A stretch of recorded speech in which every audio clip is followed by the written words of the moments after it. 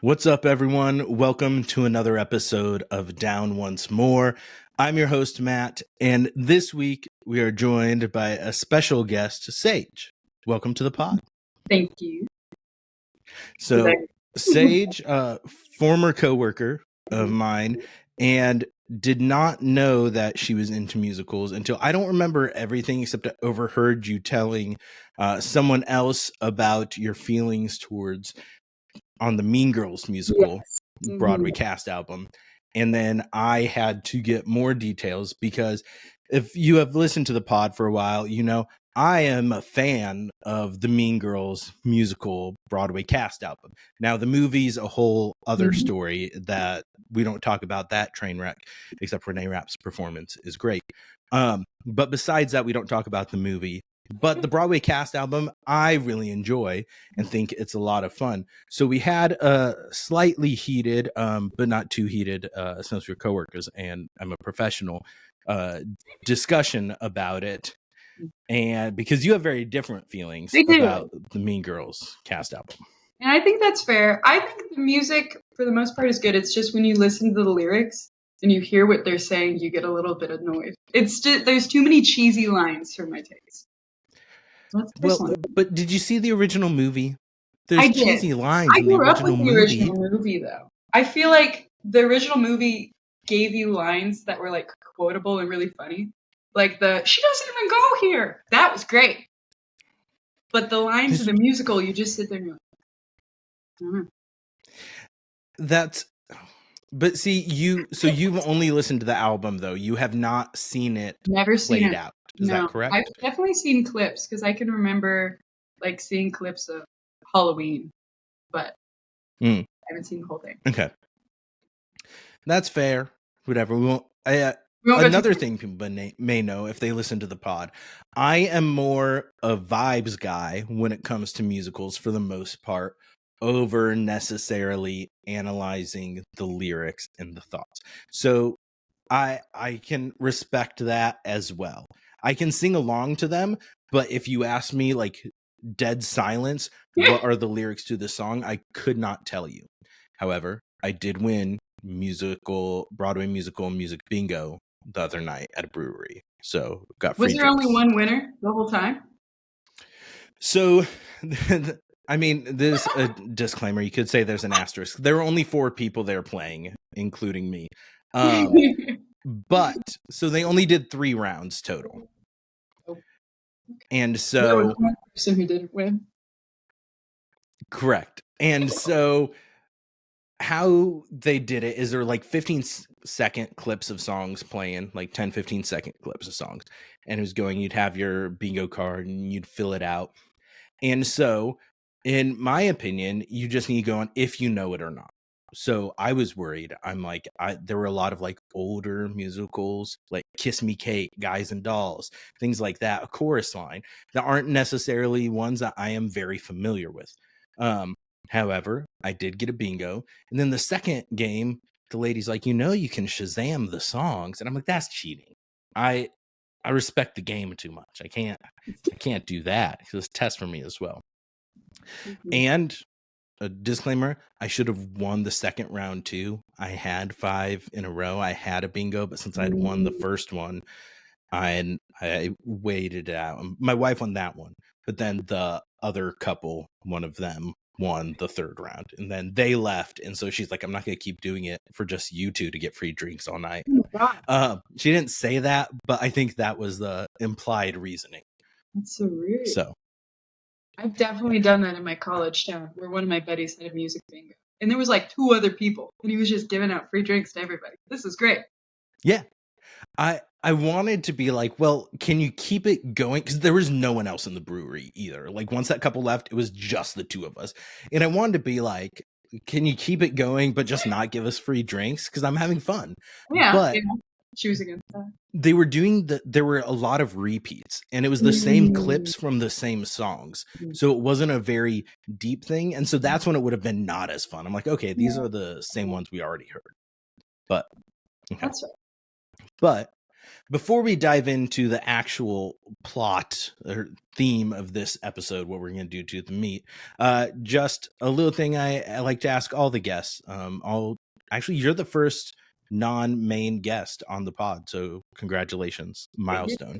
Besides my brother, Rayleigh, former co-host, and then some random friends I had on to talk Succession and then Fast and Furious. So the first musical based extra guest, new guest. When did you first start enjoying musicals? Where did you find, I don't want to put words in your mouth, but love for musicals or musical theater? I was trying to think about this because I know that it had to be in middle school. Because I can specifically remember, like, the first big musical I ever got into was Hamilton, which is very unfortunate because now I got like ways too into it. And so it's like almost to burnout now. I still enjoy it. I still love the music, but I can't put it on. And if it comes on a playlist, I can't do it because it's just too much for me at this point. But it was definitely like started there and then like slowly trickled into like, Waitress, and then we're getting a little too much into my list for later. But like, I do remember specific. I had a very specific story, which is horrible. Did you ever have like a speech team in like when you were younger in your school? I was homeschooled, but they did have homeschool speech and debate. That's actually was like the prime activity that homeschoolers did. I did not do speech and debate. I did basketball. I didn't. I knew lots of people that did. I went to speech and debate events, but I never participated. Well, I was so into it. Me and my friends were so into it. We wrote our own. An OID, for anybody who hasn't done speech, is an oral interpretation of drama. I hope that's what the acronym is. But you can't touch anybody and you can't look at each other. And we did Hamilton. We did it ourselves, and it was horrible. And it's just screechy singing. I hope there's not a recording out there, but we had so much fun. And then afterwards, like now we'll talk about it. We're like, do you remember that fever dream? And so, yeah, probably ways to enter it at the time. So it's very much burnt out. But I still really do. Like every once in a while, I'll get into my nice like musicals playlist. It's a nice like throwback. Yeah, that's fair. I would say I think Hamilton's one that either got a lot of new people, especially younger people, into musical theater, or maybe reignited it for some people who had fallen off or showed like a different take on what musical theater could be. Because I like growing up, like Sound of Music and Fiddler in the Roof Fiddler on the Roof, not in, but Fiddler on the Roof, like those were ones I watched growing up, and like the Disney ones, like Mary Poppins was one. Like Sound of Music and Mary Poppins are ones that got very like burnt, like I'm very burnt out on just from how many times I watched them as a child. Like I have not watched them in over 20 years. And still, I struggle to go back to them because we watched them so much. But then a mix of Rent, Dear Evan Hansen, and Hamilton, like those kind of three. Like I discovered Rent way after it came out because I was very young when Rent came out. But I discovered that because of Rayleigh, one of the original co-hosts of the podcast that we started with. She had been posting Instagram videos of it. And it's one thing we connected with on musicals on that. And so then that kind of got me back into it more relevant and pressing. And then our theater here has a lot of the Broadway national tours. And so getting to see a lot of performances live kind of helped pull me back into it too. And now obviously you've fed my obsession where now I do a hobby podcast. So see. But what we are going to be doing for this week's episode is we haven't done a draft in a while. So we are going to be doing a draft of, the plan is to go 5 rounds. We'll see. 5 rounds, no duplicates. So if I snake one first, then you have to knock it off your list and go towards another one. But we're going to be doing some of the best musical albums, not necessarily Broadway musical albums, just musical as a whole albums, from like best current favorites front to back. So essentially no skips. We're not saying there's ones you can't like less. that you're like, I don't necessarily want to listen to this. But if you're forced, you can't skip them. These are what you've got. What albums are you drafting? Because that is a very different list for me than what some of my favorite like songs on my musical faves playlist are, because there are a lot where there's maybe a handful of them and there's a few that I just can't stand and skip. But that's what we're going to be doing. And as the guest stage, I'm going to allow you to have first pick. First tips. So, In my list, I was going over this, and I don't know if this is technically my first, but I'm sticking with it. I have Waitress, which I brought up earlier, and there's definitely some slower ones on this. I have to have them like pulled up to even remember everything. But there's definitely like slower songs, but I think that it still like keeps you in the mood and keeps you like listening and paying attention. And it also has a very good storyline. And it has several good storylines for all three of the waitresses in this. So I feel like it not only like has a great, and also I love their accents. I think that was the first thing. Because they're nice little southern accents. It's so much fun to sing in a southern accent too. So singing along to Waitress is also more fun. I feel like I can get through the whole thing because I'm doing a voice. But I like there's too many good bangers in it. You have like When He Sees Me. I didn't plan it. I was listening to that last night when I was on my little walk. There's too many good ones. I think it's a solid first choice. I agree. And that's one I did have lower on my list, probably in honorable mentions. I'm not crazy. Like my first introduction to Waitress was seeing Jeremy Jordan sing She Used to Be Mine, actually. And I absolutely loved it. Loved the song.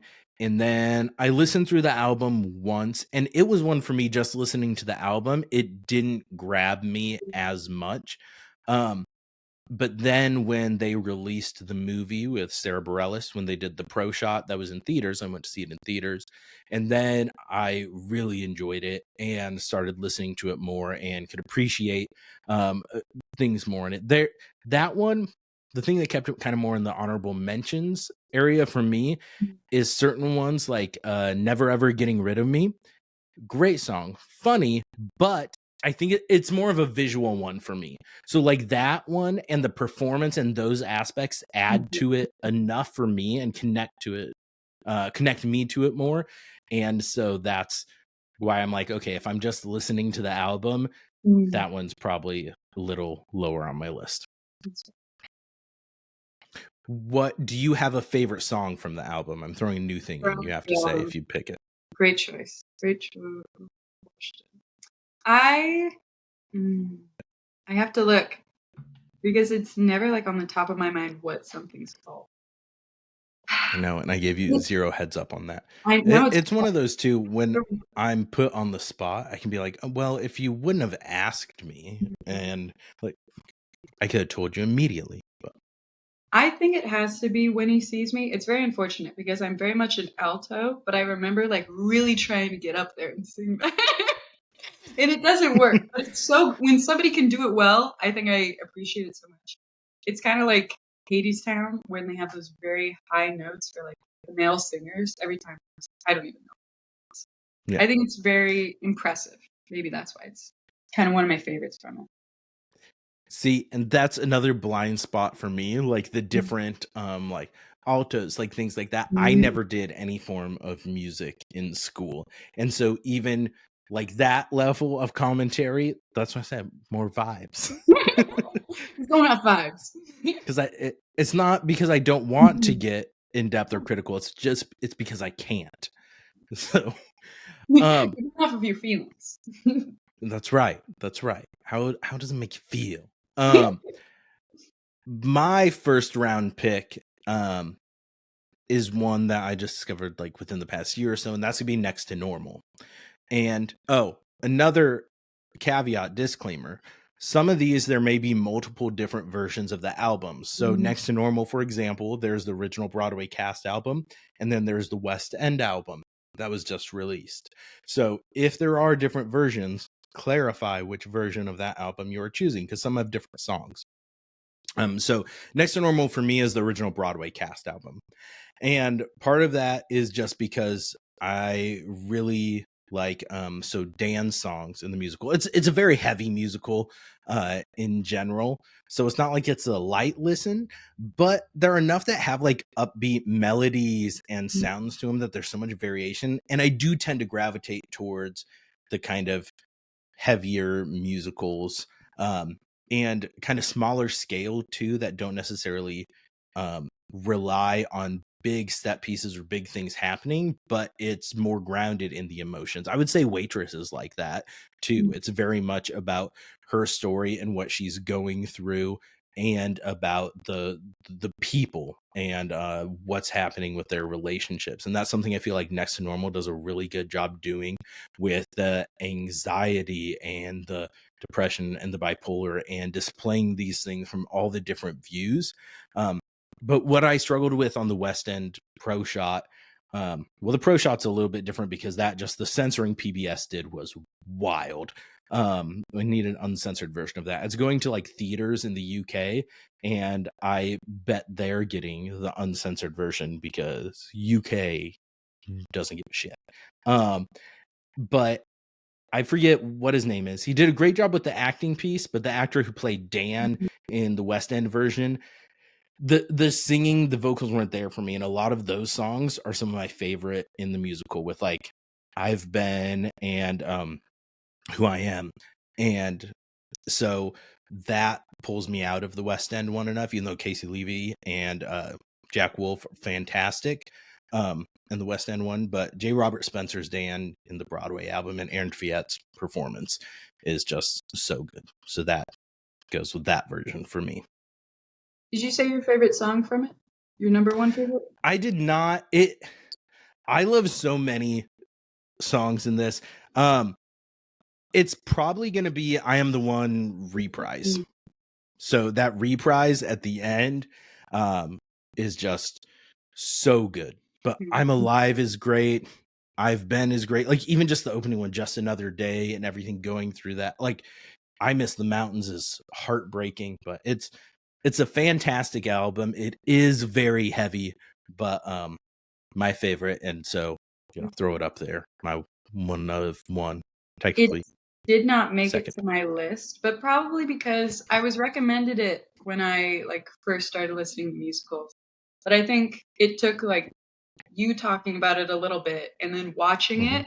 It was something similar to like kind of how you talked about Waitress, where like I couldn't get into it when it was just the music, but visually it was something that could pull me in, and then it just took over my TikTok. So that's fine.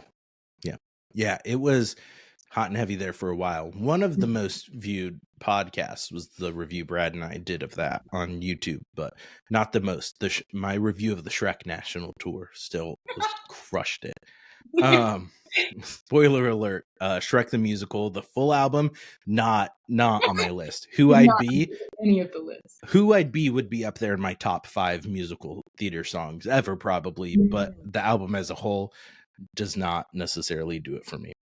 Okay. You're up with your second round pick. My second round pick is Be More Chill. And I was looking at this because I'm looking at all my albums on my Spotify. And I have saved every single one of the songs onto it. So it should have been higher on the list in theory. But this is definitely something like nostalgically. I must have been like, God, every single song is just so good. I've got to download them all. But it was definitely for me, this one, number one song is Two Player Game, because me and my cousin were the ones who like really got into musicals at first. So this was like our favorite song to sing along to.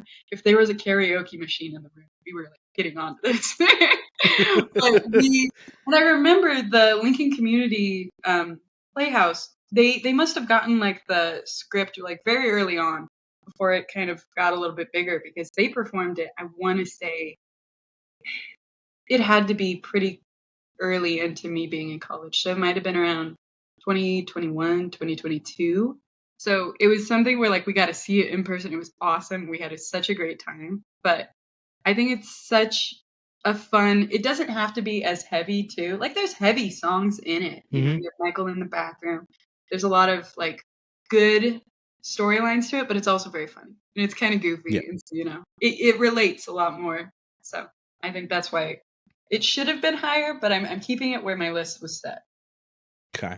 Now, there are technically two versions of the Be More Oh, Chill album. There's the original cast recording and the original Broadway cast recording. and I have an So, original cast recording. That's what I was listening to. And I'm sticking okay. with it Okay. from See, I'm 2015. a I'm a Broadway cast recording guy on Be More Chill. I don't know how many differences there are. I haven't compared the two. But I'm prefer the heavy ones. Like Michael in the Bathroom is my go-to from that, followed up by More Than Survive, and then probably I Love Play Rehearsal. Although I really like the Smartphone Hour too. Mm-hmm. That one's great. Rich Set of Fire. I Be More Chill is one.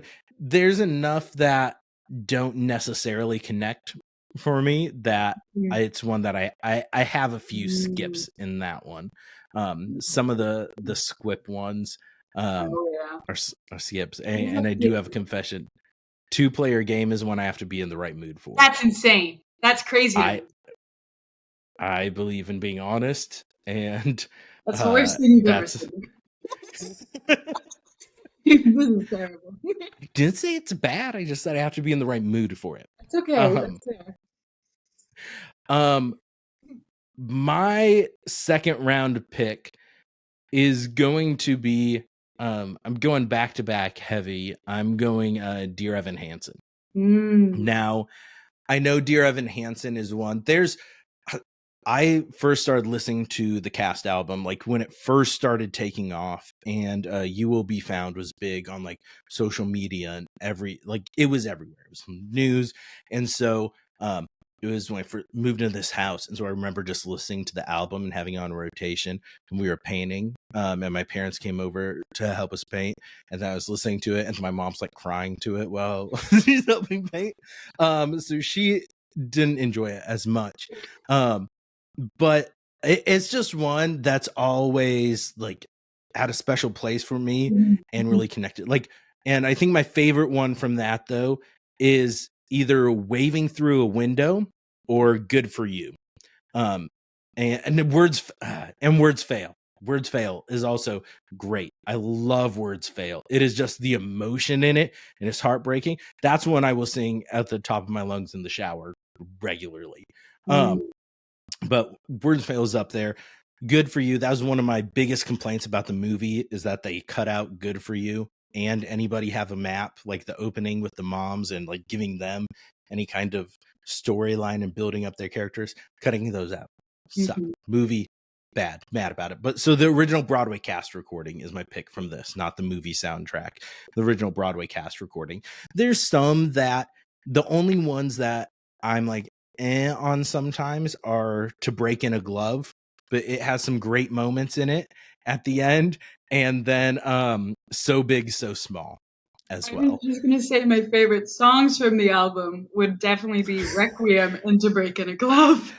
I do I love think those Requiem. ones have the most emotion. That's fair. I think the end of To Break in a Glove is what I really enjoy about it. And I really like the chorus, but that's another one that was cut from the movie too. I don't know if you've Mm. seen the movie, but Mm. spoiler alert. Requiem is a favorite of mine as well. And I don't know. There's just something about it. That's when it's like, okay, I need to be in the right mood. But the reason it's on this list is because I don't hate it, so I don't skip it. So it's still on there, and I'll still listen to it, and I'll still sing along. But and So Big, So Small is one, especially the end of that. The emotion Mm. is amazing, but it's a little more simpler melody music Mhm. throughout it, and it's very much about that mother's relationship with her son and those parental feelings, which I don't have. So like people I've talked to, like when Rayleigh has a kid and when we reviewed it together, that was the one that like hit her the Mhm. most. And my brother who has kids, like that is one of the ones that connects with him the most. So I think it's just those different parts in life that cause it. But yeah. My third choice is 36 Questions, the full soundtrack. Mm. And I'm looking at this one. I don't have as much of these ones saved, but it was definitely something like when I found it, I have no clue how I could have found this because it's a podcasting tool. So Mm-hmm. it's a little bit more out there, but and there's only like two people who sing on it the whole time. So it's very simple, and I think that's what's like all of my answers are very much like story driven, I guess. I enjoy Yeah. that. I like to be able to listen and not have to watch usually. I think that's a lot Hmm. easier for me, especially if I'm going to listen through the whole album. But for It's fair. me, this one, there's a lot of really good ones. I really like One Thing because I like how Jonathan Groff is just like going through like, "Ugh, this thing broke, and then everything comes back to like Hmm. you did this to me." But oh my gosh, I have to. But The Truth was one that I also like really, really. It, every single time like I hear that one, it can kind of like get me. But I think it was a very solid. It's a solid third choice for me.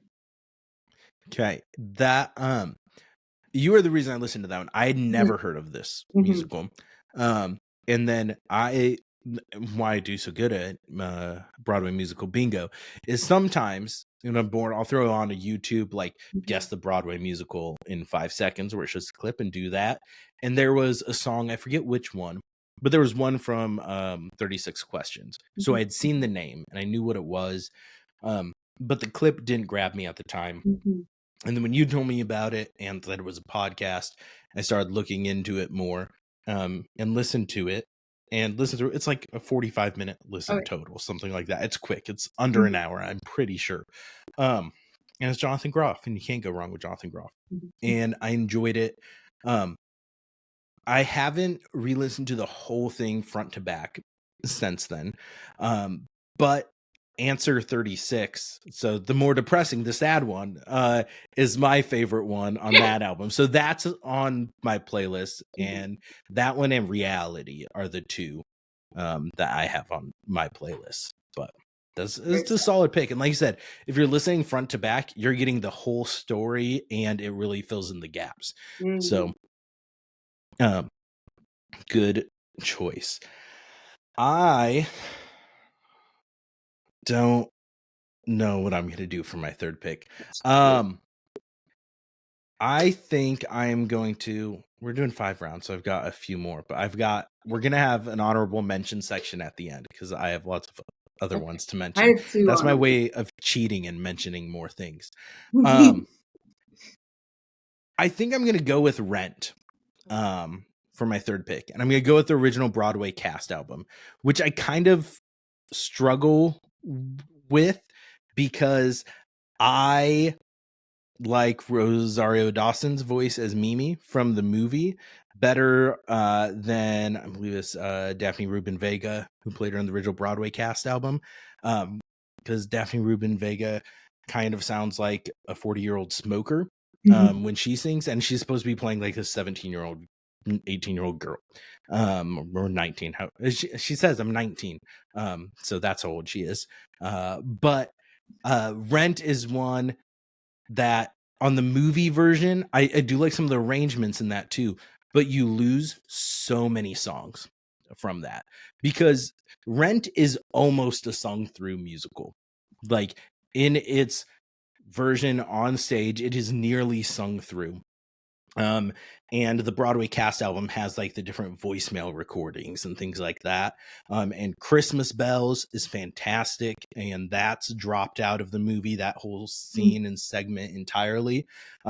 So the Rent Pro Shot is one of my favorites out there, but there's not a recording of that cast from the Pro Shot because Renee Elise Goldsberry, who played Angelica Schuyler in Hamilton, she played Mimi in the Pro Shot of Rent. That's Mhm. out there for, I forget what was it, 25th anniversary or something like that they did, and is really good. But Rent's one of those you can get everything by listening through it. There are some songs where there is a lot going on and it can be overstimulating as hell, but there are so many beautiful songs and beautiful moments to that. The one that sometimes makes me pull back a little bit on that, there's two a little bit. Over the Moon, Maureen's performance one, I have to be in the right mood for that one. That's one that's like goofy singing along and it lasts just a bit too long sometimes, in my opinion. But it was not enough to make me sacrifice all the rest on this album. The other one is Contact. Contact is one. Angel's Death song Mhm. that is not in that whole scene isn't in the movie version, but it's a little bit of a fever dream.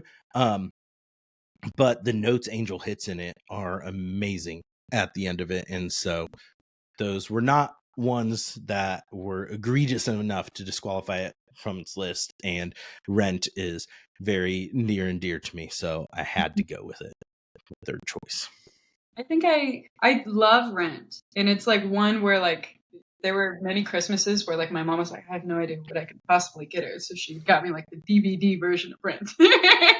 It Nice. was a very like it was perfect for me. It was great, but because of Over the Moon, it didn't make it to my list at all. We've had have we had any crossovers yet? I don't think Not yet. We haven't we had kept any. very separate. But I Mhm. think because of that, it's too much for me. I wouldn't be able to listen. I don't I don't know that I've ever even been able to like sing through that Oh, I can do it. I am forbidden to produce thunk milk. one. Yeah, it can be fun. Yeah. Um, oh, and my Mhm. favorite song for that's "Goodbye Love." That's Oh. my other complaint with the movie. So the movie soundtrack does have the full version of "Goodbye Love," but the movie itself cuts out the entire end of "Goodbye Love." It only has the part at the cemetery, and even then, not the full part at the cemetery. And the end part is the most heartbreaking part when uh Roger's saying goodbye to Mimi and everything there, just kind of pushing her away, and she's pushing him away, just everything between them. And it's so beautiful and so emotional, and I love it. But yes. Mhm. Okay. Your second to last official pick. My first Your first. fourth. Not fifth. Is In the Heights. And looking at this one too, I don't know that I can go by like what have I saved? What have I like saved all of it? Because this one is another way I've saved everything from it. But I remember when this would I have remembered when this came out? No, no way. But when I Mm-mm. discovered this, when this came out, I was 6. So that's not right. But when I found it, I remember being like, it was something where I was like, oh, I've got to listen to like all of this because again, I was really into Hamilton, and so like, and I was like, oh, he's got another one. I was like, guys, did you know? It was very fun. I love to like be the one to like discover one. It was stupid and fun, but um, and there's too many good ones because I loved Benny's Dispatch. Just Mm-hmm. looking at all of them. Oh my gosh. But the number one for me has to be Champagne. I think it's too beautiful. I haven't seen the movie. I think I should, but I don't know. I've heard like back and forth. I don't know. I don't know. In certain like I'm scared it's kind of like a Andrew Garfield as Spider-Man where like Anthony Ramos will make him too cool. That's And fair. I I loved don't Andrew Garfield as I Spider-Man. don't That's want it to be too cool. I don't think Usnavi should be cool. That's fair. Yeah, there's some parts that he seems a little too suave to be Mhm, pulling off some of those songs, but I mhm, really like Anthony Ramos's voice. I think he fits it. My hot take, which maybe it's not that hot of a take, we've discussed in here. I don't love Lin-Manuel Miranda's voice. I think he is insanely talented. So like in Hamilton, beautiful, love it, amazing work. His voice is Alexander Hamilton. I've preferred some of the Hamiltons I've seen in live performances. mhm, Um, in the Heights, though, however, I feel like fits his voice so much better in that role. And I mean, it's a little bit, it's not biographical, but it's a lot yeah, more closer to his mhm, experience in his life. So it makes sense. So mhm. to clarify, your version is the Broadway version, not the movie Yes. version of the Original soundtrack. Broadway cast record. Okay. That's what I was listening. I, I have mixed feelings on the movie. So yeah, I'd say definitely be cautious. There's songs that are cut out. There's sequences, like entire sequences are Mhm, rearranged in the movie than they are here. It has the framing piece of Usnavi telling a story to a bunch of kids on the beach. mhm, Um, that didn't necessarily work for me. mhm, Um, but like it's shot beautifully. I think John M. Chu is a good director when it comes to musicals. Think he did a great job with Wicked Part 1. As we're recording this, they just released the final trailer for Wicked for Good. Well, they say it's the final trailer, but it comes out in 2 months. There's going to be so many more teaser trailers and stuff before then. And so I think he's done a good job with that. I think he'll do a good job with part 2 of Wicked. There's something like at the end of the movie, there's a scene where Benny and Nina are dancing on the side of a building. And I think it's like they go for the beautiful shots, but it's like, but it's just unnecessary and seems weird and makes it stand out.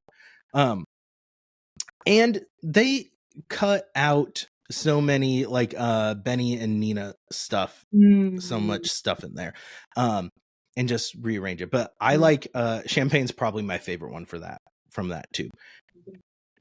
That one was on my list, but a little lower. So it was going to be if you snaked other ones. I also really like Blackout. Oh yes. So yes, Blackout's another favorite on there. My fourth pick, I think. I have like 5 to 7 that it could be. I think I'm actually going to go to a new favorite. There's going to be a little bit of recency bias for me. And it's going to be the In Pieces concept album from Joey Contreras. So this one, it's available to license, like almost like the first draft of the musical. He since reworked it, added some new songs. They did a concert. They did like it's not a pro shot, but they recorded the concert and put out a professionally recorded version of that was like highlights from it. And it has so many great songs and hits some really good emotional beats throughout it that I really enjoy it. And like, I think my favorite from it has got to be Bloom, just because I love Antonio Cipriano. I think he has an amazing voice and it is an insanely catchy song. And then it has like the kind of counterpart to that one, Get Up and Go, a little later on in the show by Antonio Cipriano, is absolutely fantastic as well. But it just has so many great songs. And Brad, my brother's the one who introduced me to this one, but like Me and Mr. Popularity, Ohio, Caffeinated, like, and then it has some really heavy songs too. This Is Not Me, which George Salazar, who played Michael in Be More Chill, he sings that. My only disclaimer to people listening to this, and it can be jarring because it's still like, it's a musical that's still in development. So not everything may be in the final show.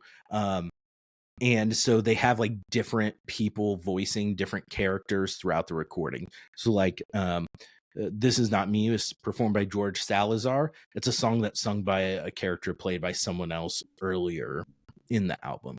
So it's harder to follow the throughput, like the story from beginning to end.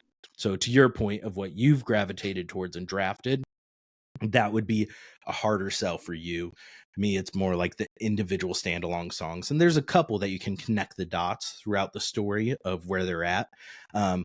Because the musical itself takes place in like 3 periods of time and follows different characters and the relationships that they've been along. And so it's beautiful musical. If you haven't checked it out, anyone listening, do it. And also they reposted the podcast and commented and said nice things when we did it, like that they actually watched it. And so that's a bonus when we reviewed it. So bonus points for them. But that's my fourth pick. And I think that one's just too new to me for it to make it to my list. Not that it loses any points. That's fair. Or anything, but it's definitely something where my list had to be one where I could like almost sing it from memory. I think is where I was going with mine. But I get that. My final pick is 6. The studio cast recording is the one that I listened to, which is questionable when it comes to, I'm going to butcher it, House of Holbein, but I can get through it. But but this is why it's 5. Because when I get to honorable mention, 6.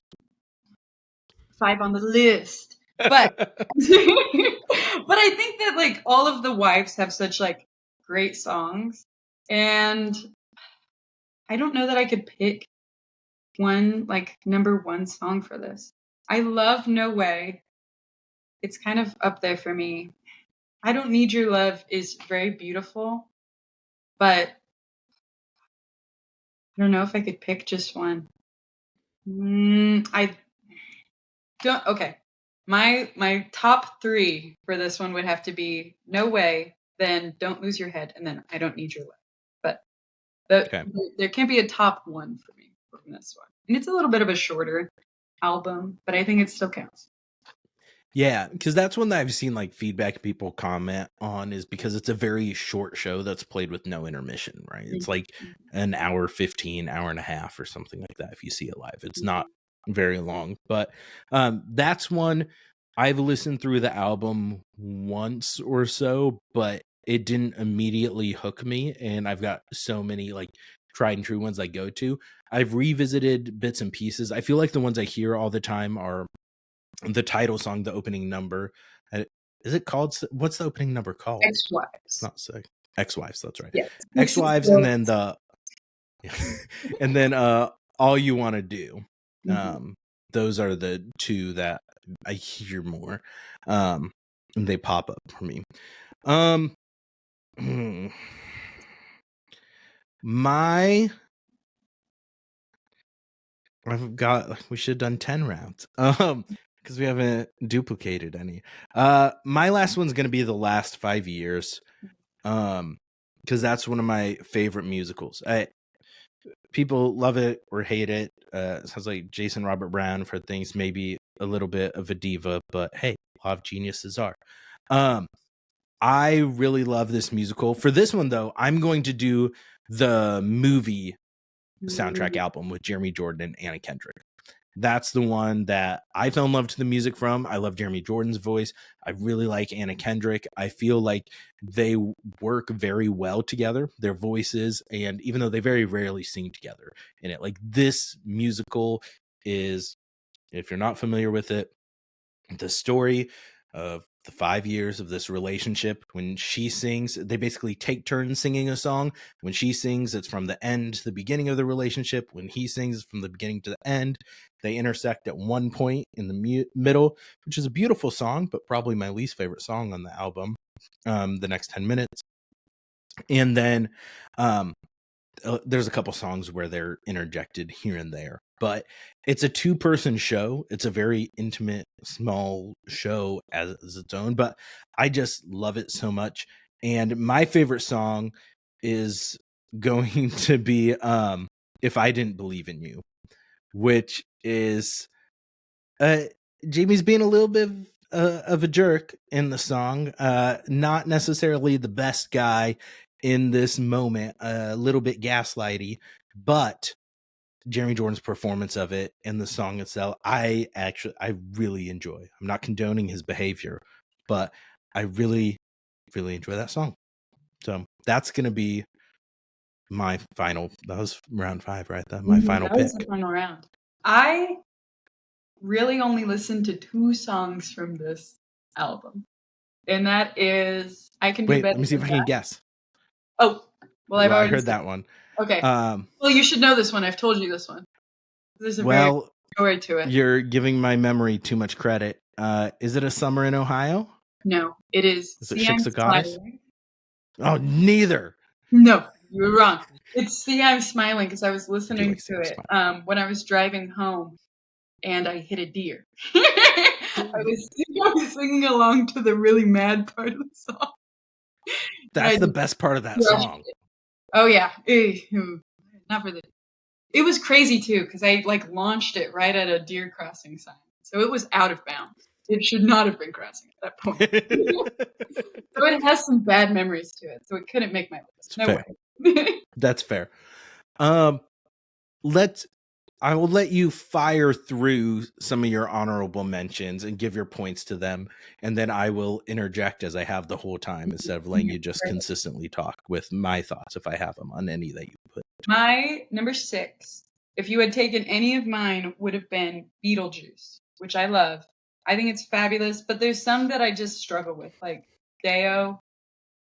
some that I just can't get into, but there's still some very, very beautiful. I remember watching the movie after listening to the album and being like, this isn't like this at all.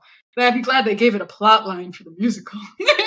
The music, in my opinion, the musical's far better than Oh the yeah. movie. Way, way, I way. think there's people who grew up on the movie and love it and hate the musical. To me, the musical adds so much more. And this is one that seeing live is highly recommend if you have the opportunity, because there's fourth wall breaking, there's a lot more gags. This one, I love a lot of songs from it, but the second act drops off for me. Mm.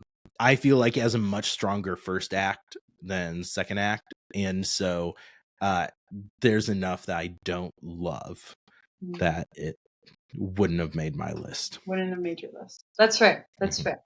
My like actual honorable mentions that I added here. This one specifically because it fits into the musical rule, but it's the Aurora album from Daisy Jones and the Six, which Mm. I would have put way higher. This would have been the top of my list if it was an actual musical, but it's not. And so I had to play by the rules, but I love every single one. I will listen to this like album at least daily. It is Okay. always on repeat, but it doesn't have, it has no storyline to it, basically. I mean, there's some where you could be like, okay, but they're kind of talking to each other through the music. But it doesn't count as a musical. I understand that, but I think it's perfect to me. I don't. I feel like it's a musical, a show that features like music is at the core Mhm. of that. But I get what you're saying. Like it's more that's the band's album, right? Yeah, Pretty yeah. much, it's like the songs that they wrote. Mhm. Okay, So it doesn't tell any of the like, it doesn't push the story along. You could watch a show fair. and not hear any of the music, and it would sound the same. My final honorable mention is 21 Chump Street, which is my third and final Lin-Manuel Miranda album. But it's only like, I want to say like 5 songs. I have to look. But it's so short that there's 5 songs. All of them are I great. Have you never? I've never heard of this. I did not know this is definitely a thing that recommend, exists. but that's okay. But the number one song for me on this is Cousin. I love, love, love. And it's such a quick listen. You can listen to this in like 20 minutes. There's nothing to it. It's super easy. The storyline is concise. It is all musical. And it's very quick and to the point. I think it's great. Also, it's a little, it gets a little sad in the epilogue. The epilogue is the only song on this I haven't saved because it's so. Do you want me to spoil it? Wait, should I spoil it or no? You can spoil. You said it's 21 Jump Street.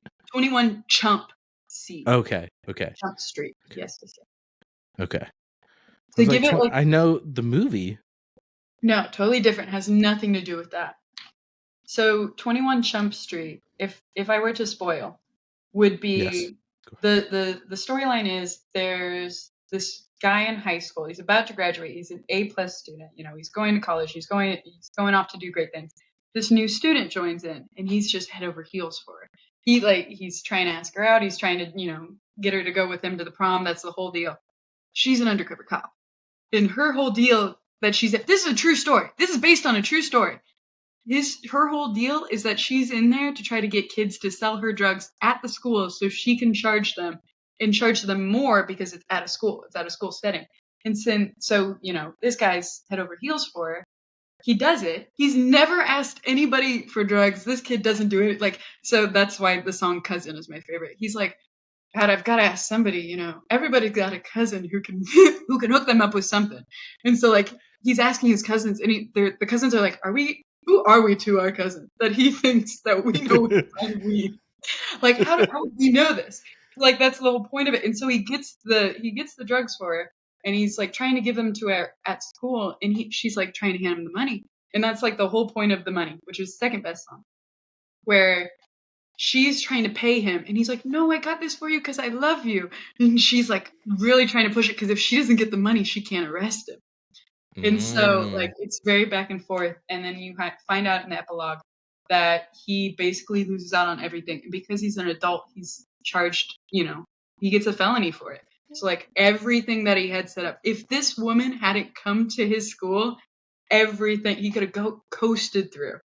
but at like this one like crazy speed bump, and it like leaves you like wondering like, oh my god, like is this, you know, what good came from this? You don't know, but it's very, Interesting. for such a quick album, it like stirs up your emotions very much, and it's such good music. And Lin-Manuel Miranda does not sing in it.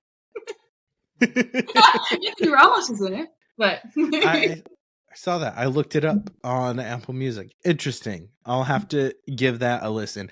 I also don't think you had recommended that to me before. I feel like I would have remembered that. So, I can't prove it. I can't prove anything. I think it's hard too on some of those that are like shorter albums. You're like, well, I'm wasting it if I'm saying like I have to listen to it. It's 5 songs. Of course, I Like, can listen to 5 songs. right. Like the Underworld saga in Epic. Fantastic. It's 3 songs. 3 songs. I'm not going to waste a pick on 3 songs. I have a far more dense honorable mentions list. And so like I have my backups that were on the bench, and then ones that I'm like they were almost here but they had enough songs that threw them off that didn't make it. Honorable mentions that could have came in: Book of Mormon. I think it's hilarious. I believe is one of the best ones in there, as well as Baptize Me. For what it is, it's funny. It's every song throughout it is catchy. Spooky Mormon Hell Dream is another favorite. Just so entertaining. So good. Hamilton is one that I had lower on the bench, but it wasn't as close to the top, kind of with the burnout, like you said. Like I listen to, like it's my own fault, but I listen to it so much. Like I'll do that with songs. I'll have a favorite, and then I will run it into the ground because I love it so much. And then I'm like, okay, I need a break from this for a little while. Like I have seen Hamilton live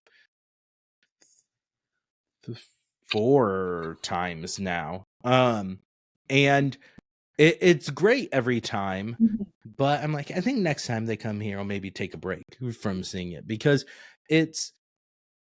I'm getting to the point where I've listened to it so much, instead of finding new things to appreciate each time, then I'm getting to be a little more nitpicky, which that's not fun. Tick Tick Boom was up there for me. I feel like it is beautiful, amazing. I love it. Another Jonathan Larson one, and Lin-Manuel Miranda directed the movie. And Andrew Garfield was so good as Jonathan Larson in that, like mimicked a lot of his motions from clips of Jonathan Larson performing this essentially one-man show that turned into bringing in other characters. And so in the movie you have on stage, it's a 3-person show, so Joshua Henry and Vanessa Hudgens play those characters in the movie. Are one of the small local theaters is doing Tick Tick Boom here next year, and so I'm curious how that will be, because they'll be doing like the stage version, not the movie, which are kind of different. But I love the music in Tick Tick Boom, beautiful. And like I said, the theme of like, are you letting yourself be led by fear or love, I think is amazing. On I have musical necklace. Like I don't actually wear jewelry unless it has music things on it. So The Greatest Showman is one that is being turned into a stage musical, but I think is a fantastic album for an original movie musical. Heathers was on there for me. I was surprised it didn't pop up in yours. I thought it was going to. I think we've kind of discussed that Kindergarten Boyfriend takes it off the list for me. I am very simple. If there's one song where I'm like, no, I can't listen to that, I'm gonna take it. It's going off the list very quick. That's fair. Woman of principle. Be able to listen through that, do you feel? If I'm in I can forgive it, because I get Freeze Your Brain and Meant to Be Yours. Those are my favorites in that one. Yeah. And so I could suck it up. Shine a Light is one that I kind of have to be in the right mood for as well. But overall, I really enjoy Heathers, and I hope the tour in 2027 comes near here so I get the opportunity to see it live. And then Moulin Rouge was on there, the Broadway musical, jukebox musical version. The movie, doesn't quite do it for me. I don't like Baz Luhrmann's directorial style. It's too abrupt and jarring in how he films it, and a little slapsticky. On Broadway, it's a lot of fun. I saw it live when it was here on national tour, and the Christian that I saw on the national tour is now going to be Christian on Broadway, so that's cool. And it was so good. Went back and bought tickets and saw it again. So I saw it twice when it was here. Fantastic. And then another concept album is In the Light from Michael Mott. It's In the Light, a Faustian Tale, a little more like gothic and historical, big, sweeping drama. Don't know if it'll ever get produced. He said it's a very expensive musical to make because of all the working pieces in it, and where he's he's a very accomplished composer, but not enough that Broadway's gonna shell out millions of dollars. But the Highlights album has Jeremy Jordan, Antonio Cipriano, Sierra Renee, Celia Pfeiffer, who is in Hades Town, things like that. Like some big Broadway stars and names are in it. They did a lot of recording during like COVID and stuff and put out the Highlights album. Highlights album is fantastic. And so that's my those were my backups for my list. I had lots of backups.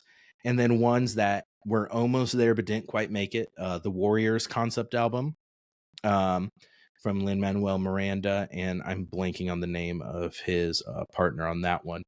But that one, there's enough that are just skips for me. But there's 7 songs that are amazing, like Derailed, Going Down, Orphan Town, Call Me Mercy, Still Breathing, Luther Interlude, and We Got You. All amazing songs that are on my playlist. The rest, take them or leave them for me. And then Jesus Christ Superstar is one that I feel like has some absolutely amazing songs from Andrew Lloyd Webber. But the Crucifixion song, the John 1941 to finish it out, and his conversation with Pilate, the 39 Lashes one, are just uncomfortable enough that I can't throw them on there on the full album. And that's when my favorite version of it is actually an arena tour. There's a pro shot of it with Tim Minchin, who composed the Matilda musical and Groundhog Day. He played Judas in it, and he's a musical comedian, and he's very entertaining and funny, but he does an amazing Judas, in my opinion, for a white British man with dreads. Slightly problematic, maybe. But he does very well in that, and I really enjoy that version, but there's no album of that version. But the version with John Legend, I don't care for John Legend as Jesus in it. I feel like it seems a little off, and he can't hit those real high notes that historically Jesus has had in that musical. But Brandon Victor Dixon, I believe his name is, plays Judas, is amazing, and Sarah Bareilles as Mary Magdalene is also fantastic. So those were my almost made it, but they have enough that keep me out of it. So I did see a new musical announcement today. 50 First Dates, the musical, is just started playing in London's The Other Palace Theatre through November 16th. So besides The Wedding Singer, which I believe was made into a musical, I never thought I'd see another Adam Sandler movie made into a musical. So what do you know? If you had to pick another Adam Sandler movie that should be a musical, which one would you pick?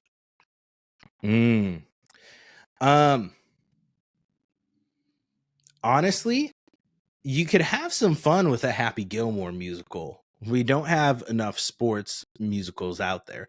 I'm pretty sure they did a Caddyshack musical. I could be completely off base and just be thinking of Groundhog Day. That sounds right. Because Groundhog, and I think there's a gopher that's key in Caddyshack. I've never seen Caddyshack.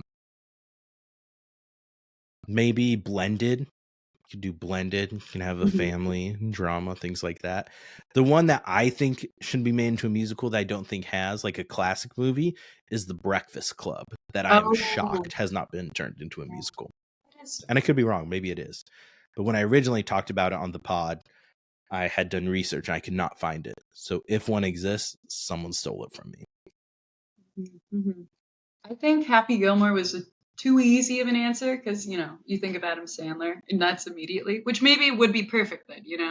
Maybe that would, bring more people in, garner more of an audience. Mm-hmm. But I'm thinking like a very classic Adam Sandler.